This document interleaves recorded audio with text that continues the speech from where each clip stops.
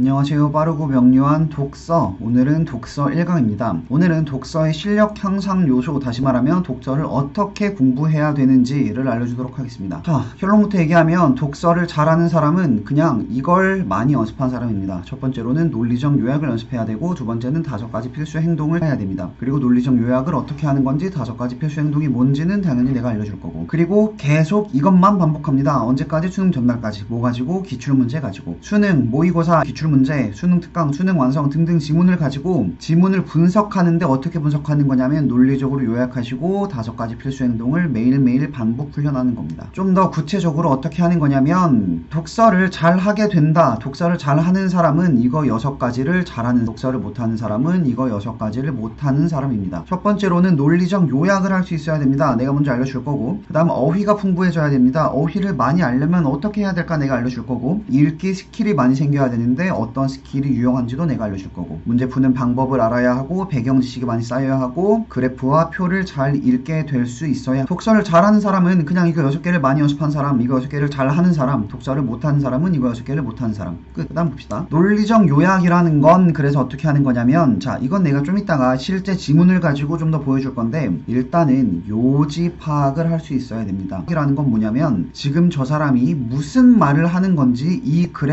글이 뭐에 대해서 말하는 건지를 정확히 안다는 얘기야. 예를 들어서, 지금 냉장고에 대해서 얘기하고 있구나. 이건 요지 파악을 제대로 한 거기 못한 거게? 제대로 못한 겁니다. 요지가 아니고 이거는 그냥 글의 소재만 파악하는 거야. 요지라는 건 뭐냐면 이런 식이 돼야 돼. 지금 저 사람은 냉장고의 역사에 대해 얘기하고 있구나. 아니면 냉장고의 장점에 대해 얘기하고 있구나. 아니면 냉장고의 전망에 대해 얘기하고 있구나. 등등. 지금 저 사람이 뭘 말하고 있는지를 정확히 파악해서 한 줄로 말할 수 있어야 됩니다. 그리고 전체 구조를 파악해서 구조도를 그릴 수 있어야 하고, 전체 내용 요약을 할 수 있어야 되는데, 이건 좀 이따 지문 분석으로 정확히 봐봅시다. 일단 여러분들이 해야 될 5가지 행동은 무엇이냐면, 첫 번째, 모르는 어휘를 체크하고 외우는 게 기본입니다. 기출 문제를 풀면서 지문 분석을 하면서 모르는 어휘가 나오면 무조건 체크하고, 무조건 검색하시고, 무조건 외우세요. 이 어휘가 굉장히 중요합니다. 왜냐면 예를 들어서 너네가 뭐 지향, 지양, 실제로 내가 학원에서 일하면서 작년에 겪었던 일, 어떤 애가 문제를 못 풀고 있는 거야. 이걸 왜 못 풀었니? 물어봤더니 지문을 다 정확히 알고 있어. 선택지 분석도 잘했어. 근데 문제를 자꾸 틀려. 지향과 지양, 이 단어 하나를 몰라서 문제를 틀리고 못 풀고 있더라고. 모르는 어휘를 아는 게 독서, 모르는 어휘를 아는 게 기본입니다. 모르는 어휘가 나오면 무조건 체크하고 외웁니다. 첫 번째 기본. 두 번째, 이건 좀 할 말이 많은데 예를 들려서 간략하게 알려주면 이런 거야. 옆에 메모를 계속 합니다. 비례, 반비례 같은 거 화살표로 표시, 그리고 내용이 나열될 때 번호 매기는 거, 소재가 바뀔 때마다 내용 자르는 거, 이런 스킬들이 있는데 이런 것들을 계속 연습해야 되고, 어떻게 하는 건지는 내가 보여줄 겁니다. 또 뭐 표지어의 주의를 기울이기, 역접이 나오면 뒤가 중요하다라던가, 따라서 이와 같이라는 게 나오면 거기가 전체 핵심일 확률이 아주 높다던가, 그런 스킬들도 내가 알려줄. 그 다음 문제 푸는 방법을 정확히 알아야 하는데, 이건 문학과 똑같습니다. 첫 번째로는 확인 요소에 정확히 밑줄 치는 거, 그리고 정확히 선택지를 잘라서 첫 번째 확인 요소와 두 번째 확인 요소의 근거를 지문으로 돌아가서 정확히 찾고, 옳은지 틀린지 확인한 다음 이 선택지가 맞은지 틀린지 다 확인하는 이거. 문제를 배경 지식이 많이 쌓이면 유리합니다. 근데 이 배경 지식을 쌓는 방법은 뭐냐면, 뭐 다른 책을 보고 이런 게 아니고 지문을 정확히 요약하고 지문을 정리하는 연습을 해야 됩니다. 심리학에서는 이 기억하는 방법이 부호화를 해야 된다, 뭐 이런 얘기를 하는데, 그냥 쉽게 말하면 이럽니다. 지문을 정확히 요약해놓고 정확히 정리해야 기억에 남고, 그렇게 기억을 해야 지식이 쌓입니다. 예를 들어서 너희가 수요의 탄력성, 이건 고1, 2 내신 모의고사 수능 계속해서 반복되는데, 수요의 탄력성이라는 배경식을 정확히 알고 있으면 경제 관련된 지문이 나올 때 이해하기가 훨씬 편할 겁니다. 철학에서도 너희가 뭐 데카르트, 흉, 뭐 이런 사람들을 알고 있어. 그러면 문제에서 데카르트 어쩌고 지문이 나왔을 때 그 배경지식을 가지고 글을 읽는데 시간을 1, 2분이라도 아끼겠지. 배경지식을 쌓는 연습. 그걸 하기 위해서 뭐 한다? 지문을 요약하고 정리하는 연습을 한다. 그 다음에 그래프와 표를 잘 읽을 수 있어야 합니다. 이것도 간단합니다. 이해될 때까지 읽고 답지 보고 정확히 확인하고, 모르겠으면 나한테 이 그래프가 이해가 안 된다고 질문하고. 지금까지 봤을 때 너희가 국어를 잘하게 된다는 건 이거 5개야. 이 5가지 필수 행동을 체화한다. 이걸 매일매일 반복 연습한다. 그래서 이걸 구체적으로 어떻게 하는 건지를 지금 보여주겠습니다. 구글 드라이브에 있는 파일을 다운받아서 지문을 프린트할 수 있으면 프린트하고, 아니면 그냥 PDF로 한번 읽어보고 옵시다. 읽어보고 나랑 같이 갑시다. 읽어보고 왔으면 같이 가보자. 제일 먼저 뭐 해야 된다고? 문단의 요지를 파악해야 된다고. 1문단의 요지를 먼저 파악해보자. 조세는 국가의 재정을 마련하기 위해 경제 주체인 기업과 국민들로부터 거둬들인 돈이다. 지금 뭐 하고 있어? 조세의 정의를. 그런데 그런데라는 표지어가 나왔으면 뒤에가 중요하다고 했는데 국가가 조세를 강제로 부과하다 보니 경제 주체의 이익을 떨어뜨릴 경제적 순손실을 초래하거나 조세를 부과하는 방식이 공평하지 못해 불만을 야기하는 문제가 나타난다. 따라서 조세를 부과할 때는 조세의 효율성과 공평성을 고려해야 된다. 그 다음 따라서가 나왔네. 그럼 1문단의 요지는 어떻게 되냐면 조세 정의를 얘기했어. 그 다음 문제점을 얘기했고 그 문제점에 해결 방안까지 얘기했네. 오케이? 그리고 1문단의 요지를 파악했어. 근데 1문단에 모르는 너네가 어휘가 있다면 알고 갑시다. 경제적 순손실이라는 내가 어휘를 모른다? 표시해 놓읍시다. 경제적 순손실이 뭘까? 검색합시다. 라는 게 뭔지 모른다? 검색합시다. 이런 식으로 어휘도 정확히 해야 됩니다. 그럼 2문단을 가볼게. 우선 조세의 효율성에 대해서 알아보자. 지금 전체 구조를 너네가 그릴 수 있어야 된다고 했지. 해결 방안에 몇 가지가 있었더라? 해결 방안에 2가지, 효율성과 공평성이 있다고 했는데 2문단에서는 그 중에서도 효율성에 대한 설명을 하고 있구나. 이걸 파악했으면 너네가 이제 해야 될 건 뭐밖에 안 남은 거야? 효율성이 뭔지 파악하는 문제밖에 안 남은 거지. 자, 다시 한번. 어떤 글을 이해한다는 항상 2단계다. 첫 번째, 지금 내가 뭐에 대해서 말하고 있는지를 파악한다. 두 번째, 그게 뭔지를 파악한다. 지금 이 문단에서 조세의 효율성에 대해서 말하고 있다는 파악합시다. 상품의 소비세를 부과하면 상품의 가격 상승으로 소비자가 상품을 구매하기 때문에 상품을 통해 얻는 소비자의 편익이 줄어들게 되고, 편익이라는 거구나. 생산자가 상품을 팔아서 얻는 이윤도 줄어든다. 이윤? 이것도 어휘를 모르면 검색하고 봅시다. 이윤도 이익이구나. 자, 소비자와 생산자가 얻는 편익이 줄어드는 것을 경제적 순손실이라고 하는데 조세로 인하여 경제적 순손실이 생기면 경기가 오케이. 이 문단의 흐름이 어떻게 되고 있냐면 소비세를 부과하면 쭉 내용을 정리합니다. 가격이 상승하게 되고 소비자가 상품을 적게 구매하기 때문에 상품을 얻게 된 소비자의 편익이 줄어들고 생산자의 이윤도 줄어들고 그렇게 어떻게 되냐면 경제적 순손실이 발생하고 이게 되면 경제가 둔화되고 자 일단 효율성이라는 걸 설명하기 전에 상품의 소비세를 부과했을 때 어떤 일이 일어나는지를 정해놨네. 상품의 소비세를 부과하면 가격이 상승하고 가격이 상승하면 소비자의 편익이 감소하고 생산자의 이윤이 감소하고 경제적인 순손실이 증가하고 그러면 경제가 둔화된대. 이처럼 조세를 부과하게 되면 경제적 순손실이 불가피하게 발생하게 되므로 이처럼 조세를 부과하게 되면 경제적 순손실이 발생하게 되므로 이를 최소화하도록 조세의 효율성을 높일 수 있다. 그러면 자 다시 조세의 효율성이라는 거는 뭐다? 이거를 낮추는 게 조세의 효율성이다.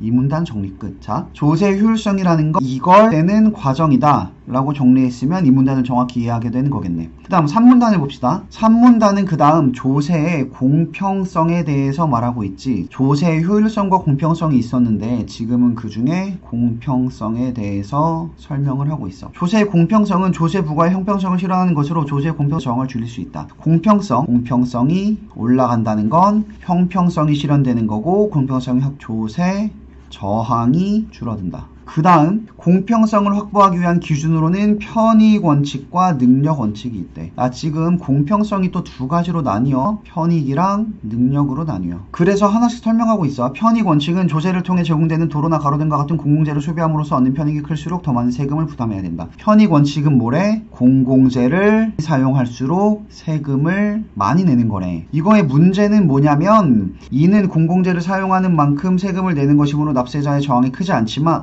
장점, 저항이 크지 않아. 저항 작아. 현실적으로 공공재의 사용량을 측정하기가 쉽지 않다는 문제가 있고 조세 부담자와 편익 수혜자가 달라지는 문제도 발생할 수 있다. 그 다음 이런 측정하기가 쉽지 않다라는 문제, 측정이 어렵다. 조세 부담자와 편익 수혜자가 달라지는 문제도 발생한다. 자, 그러면 지금 여기에서 말하고 있는 걸 다시 정리해보면 조세의 공평성에 대해 설명하고 있는데 조세의 공평성이 뭐냐면 많이 쓸수록 세금을 많이 쓰는 거. 조세 부담의 저항이 적다는 장점이 있지만 측정하기가 어렵고 조세 부담자와 수혜자가 달라지는 문제점도 발생한다는 거. 이 요지는 뭐야? 공평성의 설명, 장점, 단점 정리 끝. 지금까지 봤을 때 어때? 너네가 어떤 글을 이해한다는 게 뭔지 조금 알겠어? 어떤 글을 이해한다는 건 이 글을 이렇게 논리적으로 요약할 수 있어야 돼. 논리적으로 요약한다는 건 뭐냐면 내용을 줄줄이 다 쓰는 게 아니고 그 문단의 요지를 정확히 파악해. 지금 여기서 말하는 게 공평성에 대한 설명과 장점과 단점 단점이구나. 그래서 설명은 뭐고 장점은 뭐고 단점은 뭐구나 라고 파악하는 거. 자, 그 다음 능력 원칙. 두 번째는 능력 원칙. 4문단은 능력 원칙에 대해 설명하고 있네. 능력 원칙은 개인의 소득이나 재산 등을 고려한 세금 부담의 능력에 따라 세금을 내야 한다는 원칙으로 조세를 통해 재분배하는 효과가 있다. 세금 부담 능력에 따라서 세금을 내야 한다는 거, 그래서 조세를 재분배하는 효과가 있다라는 거. 능력 원칙은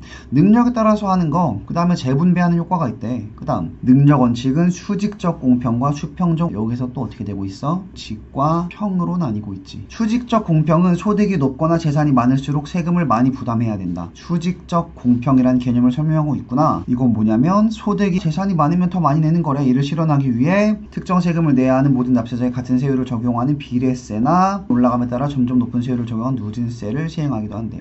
수직적 공평은 능력에 따라서 재산이 많을수록 더 세금을 많이 내는 거, 비례세나 누진세 같은 게 있구나 라고 요약하면 끝나지. 그 다음 5문단은 수평적 공평. 5문단은 지금 수평적 공평에 대해 말하고 있구나. 자, 수평적 공평은 소득이나 재산이 같을 경우 세금을 같게 부담해야 된다는 원칙. 아까는 수직적 공평은 능력이 더 있는 사람이 더 많이 내는 거였는데, 수평적 공평은 소득이나 재산이 같을 경우 세금도 같게 부담해야 된다. 이게 무슨 말이냐면, 그런데 수치상의 소득이나 재산이 동일하더라도 실질적인 조세 부담 능력이 다르대. 그래서 내야 하는 세금의 차이가 생기는데, 예를 들어 소득이 동일하더라도 부양가족의 수가 다르면 실질적인 조세가 생기는 문제를 공제제를 통해 조세 부담 능력이 적은 사람의 세금을 감면해주기도 한다. 이거를 논리적으로 정리해봅시다. 수평적 공평은 뭐냐면 부담 능력이 있을수록 세금을 많이 내는 거래. 자, 부양가족의 수가 다르면 어떻게 되냐면, 그러면 부양가족의 수가 많으면 어떻게 되는 건데? 공제제도라는 게 생긴대. 이 공제제도라는 건 뭐야? 공제, 이 어휘를 모르면 이 문제를 못 풀겠지요. 어휘를 모르는 사람은 가서 찾아봅시다. 공제는 뭐야? 공제가 있다라는 말은 실질적으로 부담하는 세금을 낮게 해준다는 얘기지. 세금을 감면, 줄여주는 거니까. 그러면 이 글의 전체 내용을 논리적으로 이렇게 정리를 하고 머릿속으로 가보면, 자, 조세의 문제점과 해결 방안에 대해서 얘기했고, 해결 방안에 효율성과 공평성이 있는데,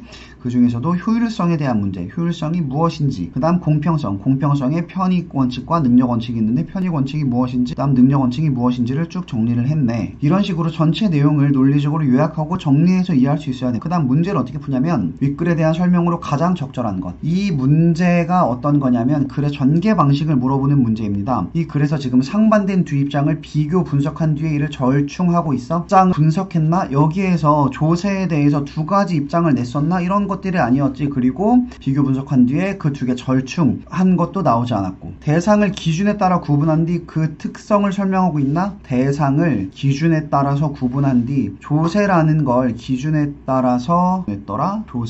조세를 기준에 따라 구분한 뒤 조세를 능력 원칙, 편익 원칙, 공평성, 효율성 이런 거에 따라서 구분하고 그 각각의 특성을 설명하고 있네. 이게 맞. 나머지도 봅시다. 대상의 개념을 그와 유사한 대상이 빗대어 소개하고 있다. 여기에서 다른 사례나 어떤 유사한 대상이 나와서 거기에서 빗대어서 표현하고 있었나? 그런 거 안 나왔었고, 통념을 반박하여. 통념이라는 게 뭐지? 일반적으로 우리가 가지고 있는 생각. 여기에서 기존의 통념, 사람들이 일반적으로 조세에 대해서 생각하는 게 나왔나? 그리고 그걸 반박했나? 그것도 아니네. 시간의 흐름에 따라서, 시간의 흐름이라는 말이 나오려면 최소한 시간이 1세기 이런 식으로 두 개 이상 나왔어야 되는데 시간의 흐름도 나오지 않았네. 그래서 이렇게 풀어야 됩니다. 그 다음 두 번째 문제 봅시다. 기업과 니은에 대한 설명으로 적절하지 않은 것은, 기업과 니은이 뭔지 확인하고 써봅시다. 효율성, 공평성. 그러면 기업은 효율성, 니은은 공평성. 이렇게 해서 효율성은 조세가 경제에 미치는 영향 관련이 되어 있나? 올라가서 확인하고 봅시다. 효율성은 경제에 효율적이지 않으면 경제 둔화를 가져올 수 있었지. 그리고 효율적이면 경제 둔화가 적어졌지. 그러니까 경기에 어떤 영향을 줄 수 있었네. 공평성은 납세자의 조세 저항을 완화하는 데 도움이 된다. 공평성은 납세자의 조세 저항 줄이는 데 도움이 됐었나? 그 중에서 편익 원칙을 쓰면 많이 쓰는 만큼 세금을 많이 내기 때문에 조세를 내는 거에 대한 얘기가 있었지. 그러니까 이것도 맞지. 기업은 니은과 달리 소득 재분배를 목적으로 한다. 재분배는 공평성이 아니고 공평성 중에서 능력 원칙이었는데, 그러니까 기업은 니은과 달리 이게 틀렸네. 기업과 니은을 바꿔치기 해놨네. 이렇게 해서 한번. 니은은 기업과 달리 전환 고려하는 것이다. 공평성은 형평성이라고 했으니까 그것도 맞고, 기억은과 니은은 모두 조과할 때 고려해야 되는 요인이다. 효율성과 공평성을 고려해서 조세를 부담한다고 했으니까 이것도 맞고, 한 문제를 이런 식으로 풀어야 됩니다. 경제 수업의 일부이다. 윗글을 바탕으로 할 때 선생님의 질문에 적절하게 답한 학생을 모두 골라 바르게 묶은 것은, 일단 뭐 연습해야 된다. 정확히 보고 이해해야 하는 연습부터 잘해야 된다고 했습니다. 여러분, 아래표는 소득을 기준으로 A, B, C의 세금 공제 내용을 가정한 것입니다. 표를 보고 조세의 공평성이 어떻게 적용되었는지, 그러니까 이 표가 A, B, C 소득을 어떻게 공제했는지를 보여주는 거구나. A는 소득이 3천, B도 소득이 3천, C는 소득이 4천. 얘는 소득이 제일 많은데 C 높네. 이렇게 있고, 왜 얼마이고 어떤 게 있네. 그래, 표를 이해했으면 보고 왔다 갔다 해봅시다. A와 달리 B에게 공제 혜택을 부여했어? A와 B에게 공제 혜택을 부여하는 건 맞지. 왜? A는 공제액이 0원이고 B는 공제액이 100만 원이니까 약화되고 있어. 공제 혜택을 부여한 이유는 뭐야? 얘는 부양가족이 있고 얘는 많은 사람한테 세금을 감면해 주는 건 어떤 제도더라? 세금 능력 원칙 중에서 수평적 공평이었네. 그러니까 수평적 공평은 제도였네. 그러니까 이건 약화가 아니고 강화이네. 기억은 틀렸고. 이와 달리 부양가족 공제를 받은 것은 실질적인 조세 부담의 능력을 고려한 것이네요. 얘는 실질적인 조세 부담 능력이 B가 더 적지. 왜? 얘는 가족을 부여해야 되니까. 그러니까 이건 맞네. B와 C의 납부액의 차이가 생기는 것은 편익 원칙을 적용하여 세금을 징수했기 때문에 달라. 부양가족은 똑같은데 납부액이 다르지. 왜? 얘는 소득이 더 많은 거잖아. 많은 사람이 더 많은 세금을 내는 게 무슨 원칙이었더라? 편익 원칙. 공공재가 많이 쓸수록 세금을 많이 내는 거였지. 능력 원칙이 돈이 더 많은 사람이 더 많은 세금을 내는 거였잖아. 그러니까 이건 편익 원칙, 많은 사람. 자, 편익 원칙이 뭐였더라? 편익 원칙은 공공재를 많이 이용하는 사람이 세금을 많이 내는 사람. 여기에서 C가 더 세금을 많이 내는 이유는 공공재를 더 많이 이용해서가 아니고 실질적인 소득이 더 많아서잖아. 그러니까 편익 원칙이 아니고 능력 원칙이지. 이거 또 틀렸네. 이곳 C의 세율이 10%인 것은 수직적 공평을 위한 누진세. 능력 원칙에 수직적 공평이 있었고 누진세, 돈을 더 많이 버는 사람이 더 많은 세금을 내는 거. 네, 그러니까 이건 2번이네. 이렇게 풀어야. 자, 한 문제를 풀 때 정확한 선택 요소를, 한 문제를 풀 때 정확한 확인 요소를 확인하시고 돌아가서 왔다 갔다 하면서 맞는지 틀리는지 다 확인하는 거. 문제 하나는 이렇게 풀어야 됩니다. 그럼 너희가 지금부터 당장 뭘 하냐면 마너텅이든 매산비든 수능 특강이든 지문을 펴세요. 그리고 읽으시는데 정확히 분석하고 요약하고 어휘 찾아가면서 읽으세요. 그리고 문제를 푸실 때 모든 확인 요소를 꼼꼼히 확인하세요. 주의할 점은 시간을 무제한으로 놓고 풉니다. 시간 10분, 20분 신경 쓰지 말고 시간을 무제한으로 놓고 정확히 이해하고 문제를 푸는 연습. 이걸 수능 전날까지 반복하시면 됩니다. 오늘 수고하셨고 다음에 봅시다.